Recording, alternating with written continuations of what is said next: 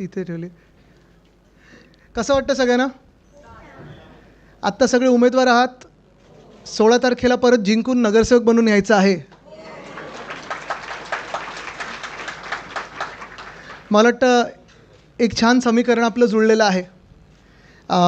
एकंदर मुंबईत जर आपण पाहिलं तर शिवसेना, उद्धव बाळासाहेब ठाकरे पक्ष, मनसे आणि राष्ट्रवादी काँग्रेस पवारसाहेबांची, हे तिन्ही आपण पक्ष एकत्र आलेलो आहोत. आपल्या सर्वांना माहिती आहे आपण काय ताकदीनं लढा देत आहोत. आपल्या सर्वांना हे देखील माहिती आहे की समोरून सगळं काही वापरलं जातं आहे. साम दाम दंडभेद सगळं वापरलं जातं आहे. आणि मी हे नेहमी सांगतो की तन मन धन ह्या लढाईमध्ये तन आणि मन आपल्याकडे आहे, धन हे सगळं त्यांच्याकडे. आणि अर्थात त्यांच्याकडे असल्यानंतर तो वापर तो होणार आहे. आपल्या सर्वांना माहिती आहे ते कसे काय वाटप त्याचं चालू आहे. मग कुठे ताटं वाटत आहेत, कुठे वाट्या देत आहेत, कुठे काय पैसे देत आहेत, हे सगळं चालू राहणार. निवडणूक आयोग आता किती कोणाच्या बाजूनी राहणार वगैरे हा सगळा एक वेगळ्या गोष्ट आणि वेगळी एक हे आहेच, कथा आहेच. अनेक ठिकाणी आपल्या उमेदवारांना फोन देखील येत आहेत, धमक्या देखील येत आहेत की तुम्ही विड्रॉ व्हा, नाहीतर असं करू, नाहीतर तसं करू, नाहीतर. आणि हे फक्त मुंबईत नाही तर अनेक शहरांमध्ये होते. काल आपले नेते अंबादास दानवेजींनी देखील काही गोष्टी ट्विट करून सांगितलेल्या आहेत. पण हे सगळं होत असताना जसं उद्धवसाहेब आणि राजसाहेब यांची चर्चा सुरू असते, अनेकदा ते आत्ता तर दररोज अर्थात बोलतच आहेत की आपण एकत्र आलो आहोत ते एकत्र राहण्यासाठी आलो आहोत. आणि निवडणूक आपण लढत आहोत ते जिंकण्यासाठी लढत आहोत, मुंबई वाचवण्यासाठी लढत आहोत. जे मोठे विषय आहेत, हिंदुत्व असेल, मराठी असेल, मुंबईचं मुंबई पण असेल, मुंबईला अदानीकडून वाचवण्याचं असेल, हे सगळं तर ते दोघं हाताळणार आहेतच. पण अमित आणि मी जे दोघं बोलत होतो साधारणपणे की आपलं वचननामा नंतर येईल, कारण तो वचननामा एक त्याला प्रक्रिया आहे, ती निवडणूक आयोगाकडे द्यायला लागते वगैरे, हे सगळं आहे. तुमच्याकडून पण मुद्दे घेतलेत काही काही ठिकाणी, जर नसतील घेतले तर अजूनही मला तुम्ही आम्हा दोघांनाही कोणालाही एक पेपरवर लिहून द्या. ते सुप्रताई बसलेत, ताई तुम्ही जरा सगळ्यांकडून जे महत्त्वाचे मुद्दे आहेत त्याचं संकलन करून घ्या. पण हे सगळं होत असताना मला वाटतं तुम्हाला आत्ता प्रचार फेऱ्या तर अनेक सुरू झाल्या आहेत तुमच्या सगळ्यांच्या. आज सकाळी पण प्रचार फेरी पाहिली मी, अनेक तुमचे कार्यालयाची उद्घाटनं सुरू झालेली आहेत. आणि तुम्ही जेव्हा घरोघरी जाल तेव्हा तुम्हाला प्रश्न तर विचारले जातील, तुम्ही कशासाठी उभे राहत आहे. अर्थात कशासाठी उभे राहतो आहे, आम्ही मुंबईचं मुंबई पण आहे, मुंबई मराठी माणसाच्या हातात राहिली पाहिजे, मुंबईकर हा कोणासमोर झुकला नाही पाहिजे, दिल्लीसमोर तर झुकलाच नाही पाहिजे, हे तर लढत आहोतच. पण आम्ही दोघांनी जरा एक 15-16 गोष्टी काढलेल्या आहेत ज्या तुम्ही आत्तापासून सुरू करू शकता की हे आमच्या मनातली इच्छा आहे, आमचं स्वप्न आहे आणि हा शब्द ठाकरेंचा आहे, तो आपल्याला लोकांसमोर न्यायचा आहे. त्या 15-16 गोष्टी आहेत त्या मी तुमच्यासमोर करत आहे. हे एक वर्कशॉप समजा. हा वचननामा बिलकुल नाही, वचननामा अजून आपला नीट येणार आहे. पण ह्या वर्कशॉपमध्ये मला जाणून घ्यायचं आहे की हे आपण जे करत आहोत हे शेवटाला मी तुम्हाला विचारणार, हे पटतं आहे का आणि आवडतं आहे का, कारण हे आपल्याला लोकांसमोर न्यायचं आहे. आणि राजेश थोडा खालती उतर ना, मागच्यानं दिसत नाही. हां ठीक आहे. तर हे तुम्हाला लोकांमध्ये न्यायचं आहे. आणि जिंकून आल्यानंतर आपले सगळे जे इथे बसलेले आहेत, आपलं बहुमत आल्यानंतर, आपले महापौर बसल्यानंतर आपल्याला ह्या गोष्टी करून दाखवायच्या आहेत. करूया सुरुवात? चालेल, चला मी आपण दोघं करूया. क्लिकरवर आहे काय? हां घे ना, चालू आहे मी. हो नमस्कार. बोलायचं चालू करायच्या आधी मला फक्त तुम्हाला तुमचं अभिनंदन करायचंच आहे. पण मला जे आपले तिकडचे जे आपले सहकारी आहेत त्यांचे आभार मानायचे आहेत. तुम्हाला उमेदवारी मिळालीच आहे, पण मला जे सहकारी आहेत त्यांचे आभार मानायचे आहेत, कारण त्यांनी आपलं कुठचंही कार्यालय फोडलं नाही, कुठचाही AB फॉर्म गिळला नाही, कुठेही शिवीगाळ केली नाही, कुठेही मारामारी केली नाही.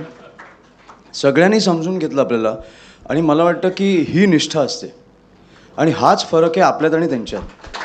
हे मला खरंच तुमचं तर अभिनंदनच, पण मला त्यांचे धन्यवाद मानायचे आहेत. आणि मला वाटतं की आपण सगळ्यांनी त्यांना भेटून त्यांचे धन्यवाद मानले पाहिजेत की ही खरी निष्ठा आत्ताच्या राजकारणात खूप कमी बघायला मिळते. त्याच्यामुळे मला वाटतं की तुमचे अभिनंदनच, पण त्यांचे धन्यवाद. आणि ज्यांनी आपल्याच लोकांनी फॉर्म माघार घेतलेत त्यांनी पण समजूतदारपणे घेतलेलं आहे, तर मला वाटतं फार महत्त्वाचं आहे. चला करूया सुरुवात. या लाईट जरा कमी केलं तर मला तुमच्या चॅनल्सवर येते काय, हे LED दिसतंय? ठीक आहे. हा जरा लाईट बंद, हे जे फोकस आहेत ना आमच्या मॅक्सिमम गोष्टी आदित्यजीच मांडतील. नाही, आम्ही दोघं खूप चर्चा करून म्हणून थोडा उशीर झाला. शेवटाला पण आम्ही चर्चा नाही, पण करतो. मी जसं तुम्हाला घरी बोललो, तुम्हाला जसं समजवता येतं तसं मला करूया, समजवता नाही. हो दोघं करू. अमित थोडा जास्ती हंबल आहे म्हणून नम्रपणे चला सुरू करूया.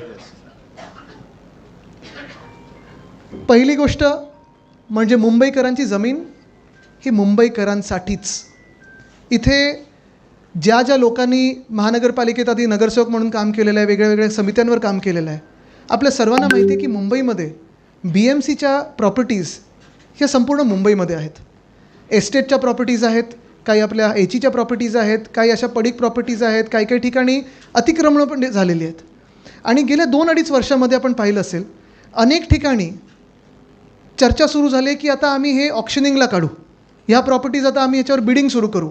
आणि ते बरोबर त्यांच्या ठराविक बिल्डर मित्रांच्या घशात ह्या महत्त्वाच्या जमिनी, मुंबईकरांच्या जमिनी ह्या घातल्या जातात. आता अर्थात चर्चा हीच होती की मुंबईत आपला मराठी टक्का जो आहे तो टिकवायचा कसा, मुंबईतला अधिकार आणि मुंबईकरांना जे मुंबईची सेवा ज्या ज्या लोकांनी केलेली आहे त्यांना ह्या जमिनी द्यायच्या कसा.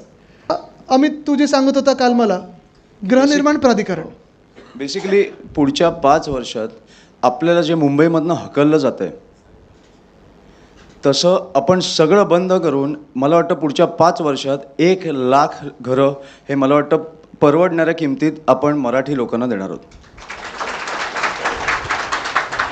मुंबईत जिथे जिथे आपण फिरतो, आता इथे अनेक अशा महिला आहेत आणि पुरुष देखील आहेत ज्यांच्या वॉर्डामध्ये पोलीस कॅम्प्स आहेत. आता पोलीस कॅम्पचा विषय तर आपण हाताळत आहोतच, सरकारकडे मागणी करत आहोत, सातत्याने मागणी करत आहोत की जे रिटायर्ड पोलीसवाले आहेत त्यांना तुम्ही त्यांच्या हक्काची घरं मुंबईतच द्या. ह्या सरकारने आणि आधीच्या सरकारने, म्हणजे मधलं जे घटनाबाह्य सरकार होतं, त्यांनी सांगितलं होतं की तुम्हाला 100% घरं देतो. कुठे? मुंबई बाहेर, त्या नवी मुंबईच्या खाणींमध्ये देत होते, MMRमध्ये देऊ. तसं नाही, आपण आपली जी आता घरं ह्यांच्यासाठी बनवू ती मुंबईमध्येच बनवू, मुंबई शहरात बनवू, मुंबई उपनगरात बनवू, पण मुंबईतच बनली पाहिजेत आणि ही हक्काची घरं त्यांना असतील. पुढचा विषय परिवहन. हा जरा माझा आवडता विषय. जे जे माझ्याबरोबर फिरत असतात, बोलत असतात त्यांना कंटाळा येईल कदाचित, कारण आम्ही परत परत बोलत असतो. पण मला वाटतं काल अमित आणि मी ह्या दोघांनी देखील चर्चा केली आणि मी सातत्याने सांगत असतो की जसं मुंबईमधून हे आता जे शासकीय कर्मचारी असतील, महानगरपालिकेचे कर्मचारी असतील, BSTचे आहेत, पोलीस आहेत, 30-30 वर्षे ह्या लोकांनी सेवा केलेली आहे. ह्यांना जर तुम्ही मुंबईच्या बाहेर ढकलत असाल का? कारण ह्या सरकारला आणि भाजपला मुंबई मारायची आहे. तसं दुसरं मुंबई मारण्याचं माध्यम काय? तर आपण सामान्य जे नागरिक आहोत, सामान्य मुंबईकर असतील, त्यांना तुम्ही कामावर जाण्यापासून रोका. आपलं जर तुम्ही मुंबई शहर पाहिलं, त्याची आखणी पाहिली, त्याच्यात साधारणपणे 60 ते 62 लाख लोक दररोज हे लोकल ट्रेन वापरतात. आपण जेव्हा मीडियम बसेस आणलेल्या अमित 35 लाख लोक मुंबईत दररोज BST वापरायला सुरू केलं होतं. पण आत्ता जी BSTची परिस्थिती झाली ती काय झाली आहे? काल पण मी एक बोईवाड्यातून कार्यक्रमावरून येत असताना, श्रद्धाताई तुमच्याच वॉर्डातून येत असताना इथे दादर प्लाझाच्या तिथे बघत होतो, लांब लांब रांगा मुंबईकरांच्या, महिला पुरुष दोन्ही घरी जायची वाट पाहतात. का? तर BSTच येत नाही, BST येत नाही. तर आम्ही ठरवलेलं आहे की आपलं सरकार आल्यानंतर पुन्हा एकदा ही दरवाढ आहे ती तिप्पट केलेली आहे, ती रद्द करून भाडं आपलं असेल ते ₹5 5 किलोमीटरसाठी, ₹10 10 किलोमीटरसाठी, ₹15 15 किलोमीटरसाठी आणि ₹20 20 किलोमीटरसाठी फ्लॅट फेअर करून देणार. खिशाला परवडेल असं भाडं असलं पाहिजे. जगातलं सगळ्यात स्वस्त आणि मस्त हे करू. ताफ्यात जवळपास 10,000 इलेक्ट्रिक बसेस आणण्याचा आपला प्रयत्न आहे. आपलं सरकार असताना आपण तो आकडा ठेवला होता, कदाचित वाढला असेल, कदाचित कमी झालं असेल. 900 डबल डेकर बस. जुने मार्ग, कारण हे अमितला पण आणि मला पण खूप वेळा मुंबईची अस्मिता परत आणायची आहे बेसिकली, आणि ती लाल बस लाल दिसली पाहिजे. पण जुने मार्ग सगळे पुन्हा सुरू करू. कारण आता आमदारांना पण हे पत्र येत असतात, नगरसेवकांना देखील येतील की हा मार्ग पुन्हा करून द्या, ताई हा मार्ग पुन्हा एकदा सुरू झाला पाहिजे, आमचा हा मार्ग बंद झालेला आहे. तर सगळे जुने मार्ग आपण हे करू. आणि खास कारण आपण आपल्या सरकारच्या वेळी हात दाखवा बस थांबवा ही योजना आपण विद्यार्थ्यांसाठी आणलेली, ज्यांनी गणवेश घातलेले आहेत. तर ही योजना पुन्हा आणायची. महिलांसाठी आणि विद्यार्थ्यांसाठी पीक आवर्समध्ये स्पेशल बस करून त्यांना मोफत त्याच्यावर आपल्याला बसेस द्यायच्या आहेत. त्या बरोबर ना? ते आपण करून द्यायचं.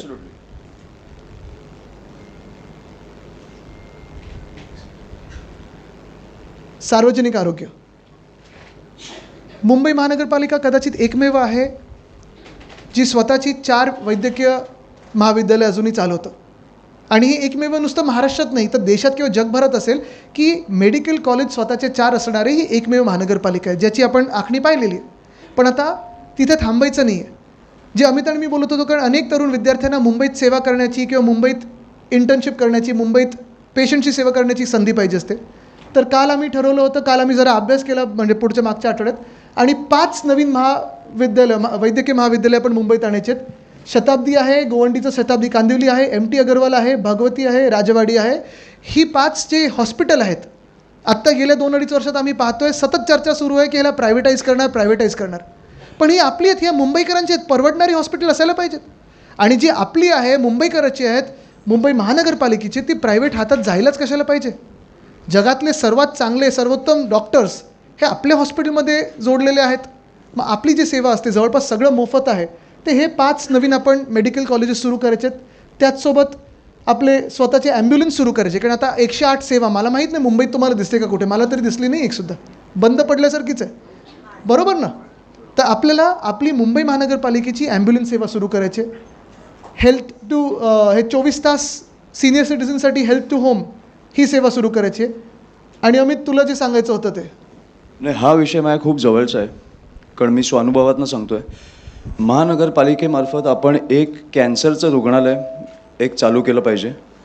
कारण मला कळतं की ह्या आजारातनं जाताना पहिल्या काही दिवसात डिटेक्शन, जे आपल्याला लवकर डिटेक्ट करता येतं हा आजार, हे किती महत्त्वाचं असतं आणि ह्याच्याने किती जीव वाचू शकतात. कारण हा देशभर आणि देशभर नाही तर आय थिंक जगभर पसरतो आहे हा आजार. त्याच्यामुळे एक कॅन्सरचं रुग्णालय हे महानगरपालिकेचं असणार. आणि मला माहिती आहे की टाटा आणि असे अनेक रुग्णालय आहेत, पण ते कमी पडतात कुठेतरी. मला वाटतं की अशा आंतरराष्ट्रीय दर्जाचं, जिकडे अर्ली डिटेक्शन येतं आणि तुम्हाला सगळे तुमचे उपचार केले जातील, असं आपण एक रुग्णालय तयार करणार आहोत.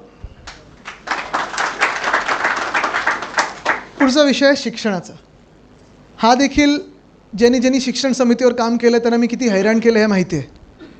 कारण हे सगळ्यांचंच आपलं स्वप्न आहे की जे जिंकून येतात, आणि तुम्ही नगरसेवक सगळे झाल्यानंतर अनेक लोक जसे आमच्याकडे येतात तसं तुमच्याकडे येणार की ताई किंवा साहेब आम्हाला एक पत्र द्या, ह्या शाळेत आम्हाला ॲडमिशन पाहिजे, त्या शाळेत आम्हाला ॲडमिशन पाहिजे. प्रायव्हेट शाळा असतात. पण माझं जे स्वप्न होतं की हे सगळं आपल्या मुंबई महानगरपालिकेच्या शाळांसाठी झालं पाहिजे. साधारणपणे 2018-19च्या वेळी जेव्हा आपण मुंबई पब्लिक स्कूल ही संकल्पना आणली, त्यानंतर 4,000 सीटसाठी आपल्याला 10,000 ॲप्लिकेशन झाले, लॉटरी काढायला लागली. आणि आपल्याला माहिती आहे की मुंबई पब्लिक स्कूलसारख्या शाळा देशात नसतील अशा आपण करून दाखवलेल्या आहेत. मग त्याच्यात SSC बोर्ड आहे, IB आहे, IGCSE आहे, CBSE आहे आणि ICSE आहे. पण हे सगळं होत असताना मराठी अनिवार्य आहे. 3.25 लाख विद्यार्थी ह्या शाळेमध्ये शिकतात. हे मला वाटतं GR पण उद्धवजींनीच काढलेला, हो, आपल्या वेळेस काढलेला. आणि ह्या शाळेंमध्ये तो पण आता मला वाटतं रद्द केला, तो स्थगित केला ह्याने. आणि ह्या शाळेंमध्ये English, semi English, Hindi, Marathi, Gujarati, Urdu, Tamil, Telugu, Kannada ह्या सगळ्या भाषांमध्ये शिकवलं जातं. पण हे करत असताना सगळ्यात मोठी जी चिंता जी अमितकडे पण येते आणि माझ्याकडे पण येते की 10वी नंतर काय. आणि म्हणून आमचं दोघांचं स्वप्न आहे आणि जे आपण करणार हा आपला शब्द आहे की मुंबई महानगरपालिकेचं ज्युनियर कॉलेज देखील आपण काढू. म्हणजे ज्युनियर KG ते 12वी हे आपल्याला 12वीपर्यंत विद्यार्थ्यांना टेन्शन नाही, टेन्शनमुक्त विद्यार्थी. म्हणजे परीक्षा द्याव्या लागतील, मार्क मिळवावे लागतील, पण ॲडमिशनचं टेन्शन नाही आणि आपल्या विद्यार्थी सेनेला आंदोलन करण्याची गरज नाही लागणार. बरं, अजून एक महत्त्वाचा प्रश्न जो सगळीकडे दिसतो तो परत, जसं हॉस्पिटलचे प्लॉट आहेत, कुठचेही प्लॉट, आत्ताचं सरकार जे आहे त्याची एकच बोलीभाषा आहे की काही दिसलं की घाला बिल्डरांच्या घशात. ते आपण करून देणार नाही. आणि तिसरं म्हणजे बोलतो मराठी हे आपण सगळ्या शाळांमध्ये सुरू करू. अर्थात डिजिटायझेशन आलेलं आहे, सगळं काही आहे, पण मला वाटतं हे शाळेनंतर ज्युनियर कॉलेजचा आम्हाला वाटतं फार महत्त्वाचं आहे. आपल्याला पण जर वाटत असेल तर मला वाटतं तो विषय खूप महत्त्वाचा, ज्वलंत आहे. आत्मसन्मान. अमित, तू सांगणार होतं की सुरू करू? जे आपल्याकडे आपण पाहतो अनेक महिला लोकांच्या घरी ज्या काम करतात, घरकाम करणाऱ्या महिला आहेत, बरोबर, त्या बिचारे दिवसभर काम करतात, मेहनत करत असतात, पण त्यांना जे काही मिळतं पगार असेल किंवा सॅलरी असेल ती खरोखर तेवढी पुरते का? आणि पुरत जरी असली तरी मला वाटतं त्यांचा जो श्रम आहे, त्यांची जी मेहनत आहे, त्याला आपण सन्मान देणं गरजेचं आहे. आणि म्हणून ज्या महिला घरकाम करतात त्यांना आपण नोंदणीकृत करून त्यांना आपण महिन्याला 1,500 रुपये स्वाभिमान निधी म्हणून आपण देणार आहोत. त्यांचं रजिस्ट्रेशन करू. ह्यांच्यासारखं लाडकी बहीण भाऊ असा घोळ नाही घालायचा आपल्याला. आरामात करू आपण. हे निवडणुकीसाठी नाही आहे, घाईघाईत करायचं नाही, पण हे आपलं सरकार आल्या आपल्याला ह्याच्यावर काम सुरू करायचं आहे. आपल्या ज्या कोळी मच्छीमार बहिणी आहेत ज्या तसंच मेहनत करतात, पण त्यांना देखील आपल्याला एक आधार म्हणून स्वाभिमान निधी द्यायचा आहे. काही महिने असे पण असतात जेव्हा काहीच उत्पन्न नसतं, तेव्हा मॉन्सूनचे म्हणजे पावसाळ्याच्या वेळी वगैरे त्यांना आपण 12 महिने देखील तसंच आपण एक ते करणार आहोत. परत परवान्यांसाठी नवीन परवाने जे कोळी महिला आहेत त्यांच्यासाठीच, आणि परवाने ट्रान्सफर करायला त्यांच्याच समुदायामध्ये, बाहेर नाही, पण ते पण ह्या हेमांगितांकडून म्हणजे कोळीवाड्यांकडून मला आता सपोर्ट मिळाला आहे. कोणाकडे कोळीवाड्यात जरा हातवरती करून सांगा. धन्यवाद.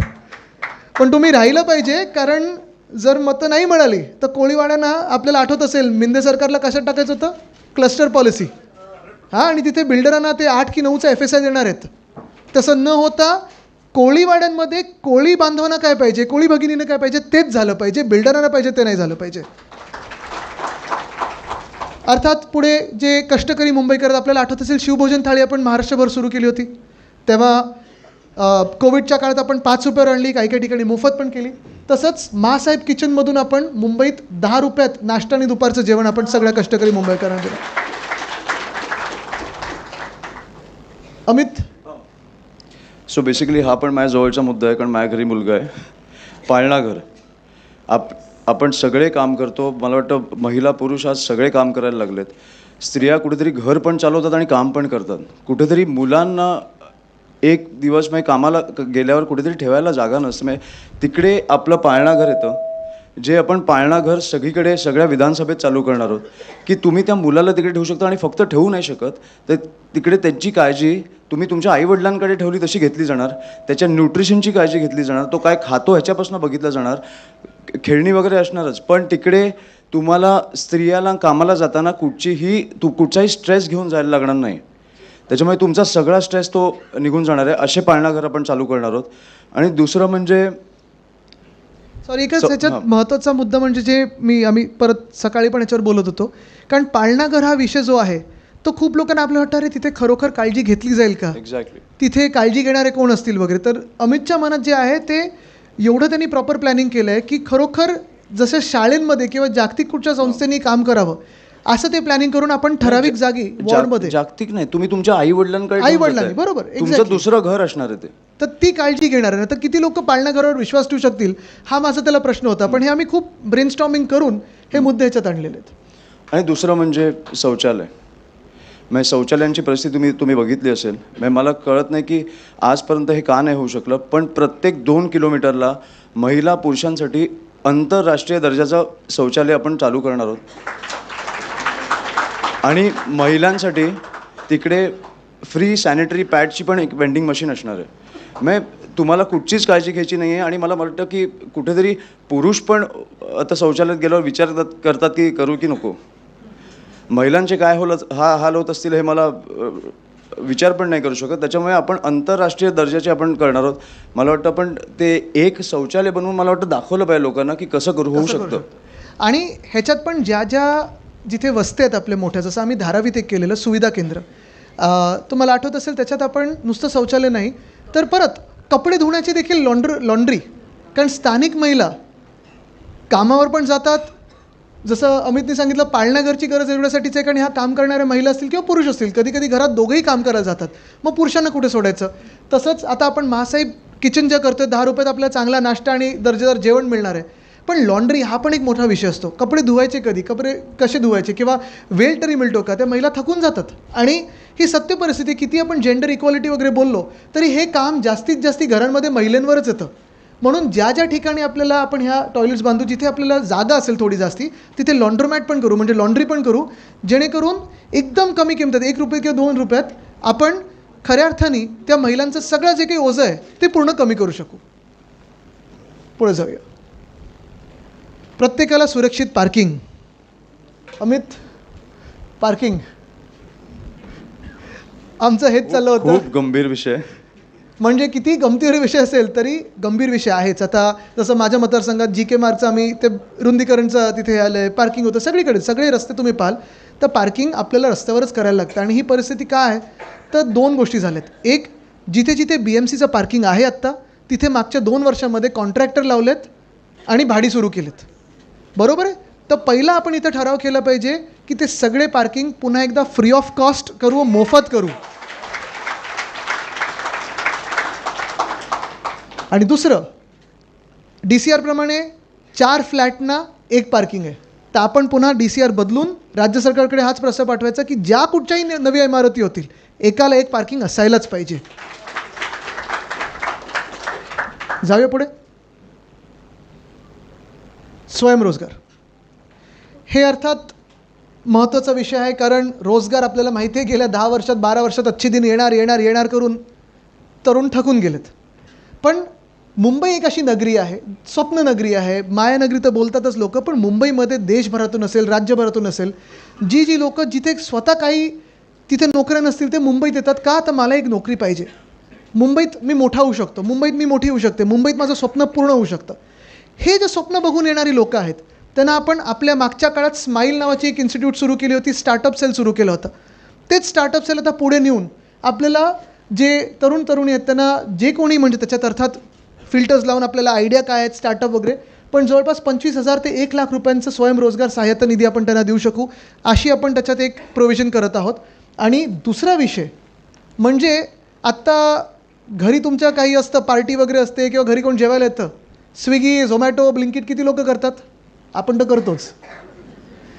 पण काल 31 तारखेला आणि 25 तारखेला त्यांनी बंद पुकारला होता, कारण ते ज्या परिस्थितीत काम करतात, 10 मिनिटाचं प्रेशर असतं, ते पोचले नाही तर त्यांचं पगार कापला जातो, बाईक जप्त केली जाते. हे सगळं न होता मला वाटतं अखिल तुम्ही पण हा विषय गिग वर्कर्सचा आम्हाला अधिवेशनात घ्यायला सांगितलं होतं.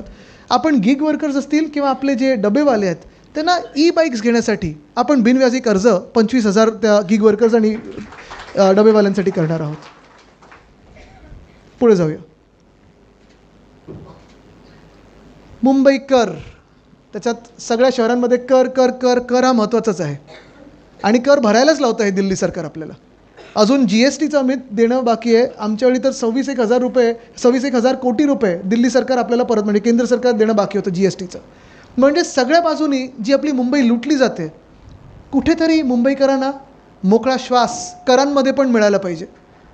आपल्या सरकारने जे वचन दिलं होतं उद्धव साहेबांनी ते पूर्ण केलं, ते म्हणजे 500 स्क्वेअर फुटापर्यंत प्रॉपर्टी टॅक्स आपण माफ करणार होतो.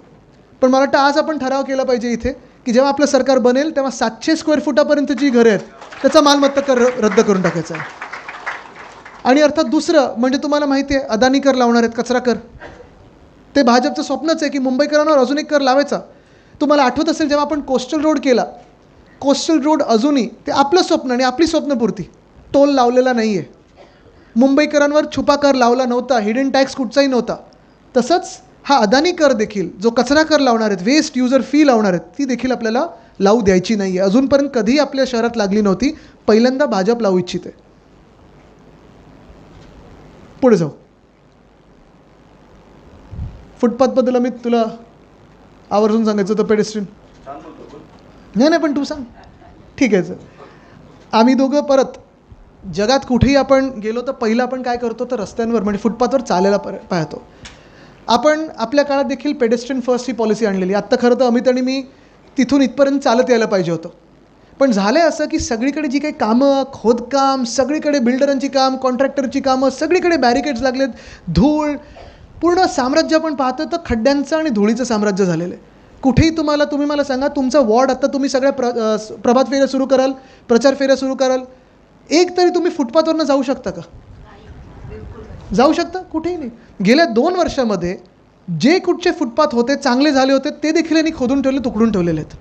आता मला आठवतं सेनापती बापट मार्ग आपण पूर्ण मस्त करत होतो, ते फुल मार्केट ते रेसकोर्स चालण्यासारखं करत होतो. ह्या सगळ्या गोष्टी आपण करत होतो, कारण कुठच्याही जागतिक शहरात काय कुठच्याही नॉर्मल शहरात पण आपले फुटपाथ हे चांगले असायलाच पाहिजे. आणि फुटपाथ म्हणजे फुटओव्हर ब्रिज नाही, अंडरपास नाही, तुम्हाला ॲट ग्रेड चालता आलं पाहिजे. तेच आपण ठरवलेलं आहे की फुटपाथमध्ये चालत असताना जे कुठचे अडथळे असतील ते अडथळे काढून फुटपाथ पेवर ब्लॉक फ्री करून आपण मुंबईकरांना चांगले फुटपाथ देणार आहोत. हे मला वाटतं पहिलं हट्टाने मी काम करून घेणार आहे. जे कोण इथे महापौर बनतील त्यांनी ऐकून घ्या, हे आम्ही दोघं येऊन हट्टाने तुमच्याकडून करून घेणार, कारण हे पेडेस्ट्रीयन फर्स्ट मला वाटतं हे खूप महत्त्वाचं आहे. आणि अर्थात दुसरं म्हणजे आपण पाहतो तर शब्दांचा खेळून महालक्ष्मी सगळेच मुद्दे हट्टाने करून घ्यायचे. नाही मला वाटतं हट्ट करायला लागणारच नाहीये. शेवटी कसं आहे की तुम्ही नगरसेवक झाला म्हणजे मी नगरसेवक झालो, हे आमदारच आहेत. तर तुम्ही नगरसेवक झाला म्हणजे मी नगरसेवक झालो. आपल्याला 5 वर्षात एक उत्तम शहर सोडायचं आहे. त्याच्यामुळे ह्याच्या पुढे आपल्याला प्रचार करायला नाही लागला पाहिजे असं शहर आपल्याला त्यांना द्यायचं, मुंबईकरांना द्यायचं. आणि तसंच मोकळ्या जागांमध्ये अर्थात रेसकोर्स असेल आपलं महालक्ष्मीचं, किंवा संजय गांधी नॅशनल पार्क असेल ज्याचा मास्टर प्लॅन बनवायला सांगितलं आहे, ह्या सगळ्या मोकळ्या जागा पुन्हा एकदा बिल्डरांच्या, कॉन्ट्रॅक्टरच्या, क्लब्सच्या घशात घालण्याचा जो प्रयत्न आहे ते सगळं रोखून ह्या जागा मोकळ्याच राहिल्या पाहिजेत, मुंबईकरांना खुल्या राहिल्या पाहिजेत आणि मोफत राहिल्या पाहिजेत. हे आपल्याला काम महत्त्वाचं मला वाटतं करायचं आहे. पुढे जाऊ. मोकळा श्वास. किती लोकांना सर्दी खोकला झालं जरा हात वरती करा. अरे तुम्ही आधी सांगितलं असतं आम्ही मास्क घालून आलो असतो.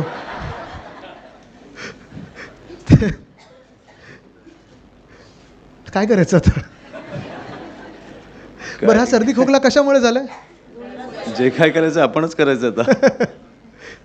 पण हा महत्त्वाचा विषय पुन्हा एकदा तुम्हाला सांगतो. आपण दिल्लीबद्दल बोलतोय. अर्थात दिल्लीमध्ये AQI मुख्यमंत्र्यांना वाटतं टेम्परेचर आहे. त्यांना पहिले AIQ बोलत होत्या, मग AQI झालं, हे सगळं झालं. पण ही गमतीचा जरी भाग सोडला तरी परवा IQ कमी असल्यामुळे तशा गोष्टी होतात. पण ते आपले ऐकू नाही आलं असून. पण हे जरी गमतीचा भाग जरी सोडलात तरी महत्त्वाची गोष्ट हीच आहे की मुंबई असेल, पुणे असेल, ठाणे असेल, नाशिक असेल, सगळीकडेच आपण पाहतोय धुळीचं साम्राज्य, फॉग, स्मॉग हे सगळीकडे दिसायला लागले. का यूट्यूबवर सुद्धा रायगड टाइम्स सर्च करा आणि पहा रायगडच्या कानाकोपऱ्यातील प्रत्येक बित्तम बातमी. आणि हो, लगेचच सबस्क्राईब बटनवर क्लिक करायला विसरू नका. रायगड टाइम्स, आपलं चॅनल, आपला आवाज.